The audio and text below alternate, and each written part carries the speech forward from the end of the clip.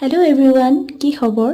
আশা কৰিছোঁ সকলোৱে ভালে আছে আৰু আজি আহিছোঁ আগিয়াত ব্ৰাইডেল মেকআপ কৰিব। আজিৰ ক্লাইণ্টগৰাকী পিছে অকল মোৰ ক্লাইণ্টে নহয়, তাই মোৰ ভাল ফ্ৰেণ্ডো হয়। আমি অহালৈকে তেওঁলোকৰ বিয়াৰ নিয়মবোৰ শেষ হোৱা নাছিলে যিহেতুকে, তাৰ কাৰণে আমি অলপ টাইম ৱেইট কৰিব লগা হ'ল। এইখিনি সময়তে মই মোৰ গোটেইখিনি প্ৰডাক্ট উলিয়াই ৰেডি কৰি ৰাখিলোঁ আৰু ফ্লাৱাৰখিনিও কাটি মেলি ৰেডি কৰি ৰাখিলোঁ, যাতে কইনাৰ মেকআপ চেয়াৰত অহাৰ লগালগ আমি সোনকালে মেকআপটো কৰিব পাৰোঁ। আৰু 1টা বজাত ফাইনেলি তাই আহি পালে আৰু তাইৰ ৰিচেপশ্যন আছিলে 1:30টাৰ পৰা।